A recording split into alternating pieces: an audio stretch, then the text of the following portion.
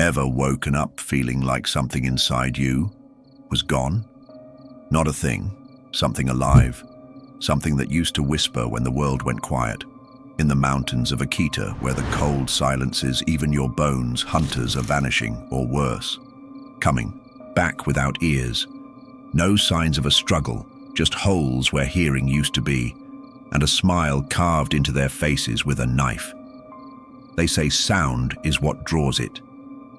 But the thing doesn't listen. It feels, it smells, it chews, and when you hear the snap of its teeth, it's already too late because it doesn't want to kill you. It wants you alive, never able to hear what comes next. His name was Hiroshi, a lone hunter, the kind who'd pick trees over people, living for 20 years in a rotting wooden cabin, deep in the nowhere of Akita's mountains, a place where the wind cuts your skin, and silence slithers for hours like an invisible snake. Hiroshi didn't mind. He said silence was necessary. That city noise rotted the soul. But that morning, when he woke up, something was wrong. There was no sound, not the natural hush of the mountains, an absolute absence, no wind, no creaking trees, no growling stomach, not even his own breath. He covered his ears with his hands. Nothing. He shouted. Nothing. Grabbed his rifle. Slammed the barrel on the floor. Nothing. Just vibration. He ran to the radio, cranked the volume until the knob snapped. Nothing but a dry crunch, like meat being chewed. In the mirror, he saw blood, 2 thin streams trickling from his ears, warm, fine, like someone had hollowed him out while he slept. His ears looked normal on the outside, but inside, empty, like tunnels carved by something that crawled in and took everything. He stumbled to the door, opened it, and there, in the snow, footprints, bare, 3 toes, 2 wide, 2 deep, coming from the forest and stopping right at his doorstep. He slammed the door, locked it, shoved a cabinet in front. But the next night, the footprints were back, fresher, deeper, with bits of human flesh mixed into the trampled snow. And something started happening.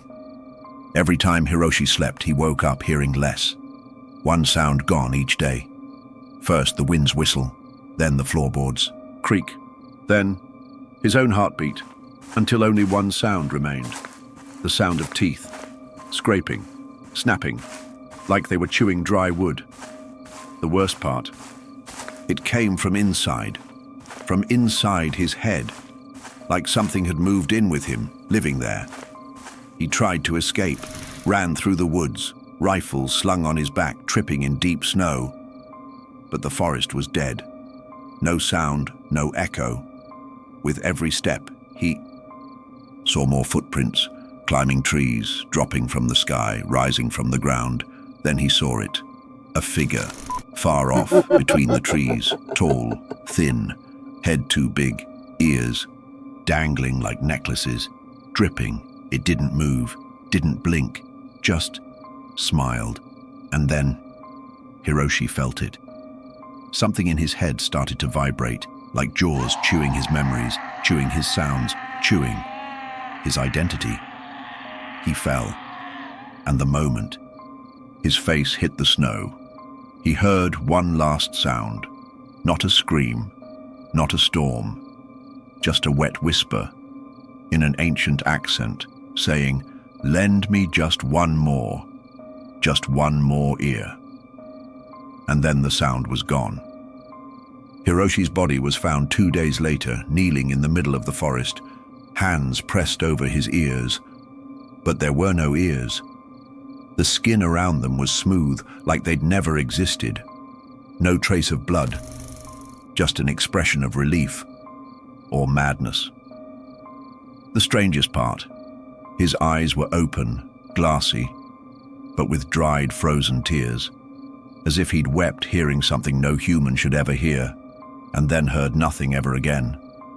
The rural police called it a bear attack, but the hunters, Knew. They whispered in their cabins, locked doors before sunset, started sleeping with cotton stuffed in their ears. Some, more desperate, cut their own ears off. They said, better to get ahead of it than be savored. But it didn't help, because it listens through skin, through wood, through bone. The next night, another disappearance. A city kid who came to film the forest with thermal drones. The cameras caught something. A figure still perched atop a tree, too tall, too cold to be human, but alive. The drone's audio picked up sounds that weren't there. A chewing noise, coming from inside the microphone, then static, then absolute silence. The video went offline minutes after being posted. The kid was never seen again. But the sound from the video, that wet chewing, started being heard by people who watched it, even after closing the browser, even with headphones, unplugged. And then the dreams came. Dreams of a white, damp hallway lined with hundreds of old wooden doors. Behind each one, someone chewing slowly, with pleasure, with care, like they were savoring every bite. The worst part, in every dream, something was missing.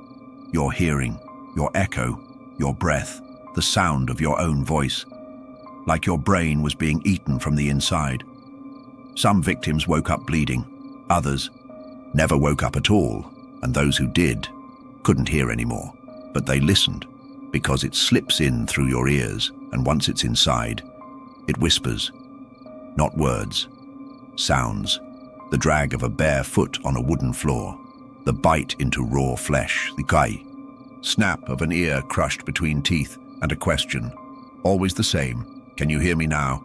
The answer never mattered, because once you hear, it's too late. The forest was sealed off, but no one listened. Curious types came from everywhere.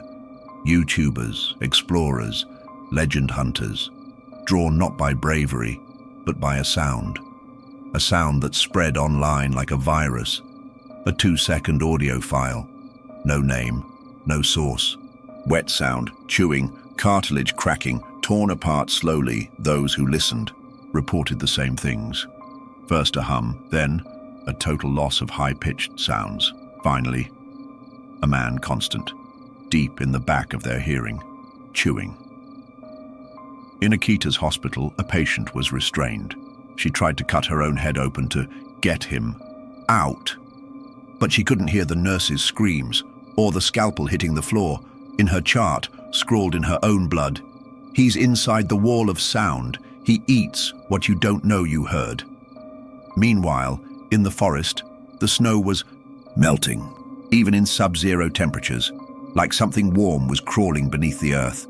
Police found abandoned cabins, all with the same pattern, doors locked from the inside, beds untouched, and ears left on tables, like offerings. Then, the final sound reached the town. It came through speakers, through phones, through the curves of your ear in the shower. Kids stopped answering. Some whispered with their eyes closed, "He chews what's left of us." But the worst was still to come. In the village's ancient temple, they dug something up. Beneath the altar, a sculpture made of bones, thousands of human ear bones, stacked like a throne, and on it, carved in archaic kanji, a name: the Eternal Listener. Because he wasn't a man, never was. He was a silence that took shape, an empty space that learned to eat. And now, he wants to learn to speak. But he needs the right parts. Yours. The story ends where sound starts to fade. You're noticing it now, aren't you? That hum, that weight inside your ear, that feeling of something behind your eardrum. Breathing. You can run, you can cover your ears, you can rip out every inch of your ear canal. But it's too late, because he's listening to you, right now, chewing, so slowly. If you've survived this far, take a deep breath. And if you can still, Hear your own breathing. Drop a like, subscribe, and in the comments tell us, what sound do you never want to hear again? But keep it quiet, real quiet, because he might be in the earbud. On the other side.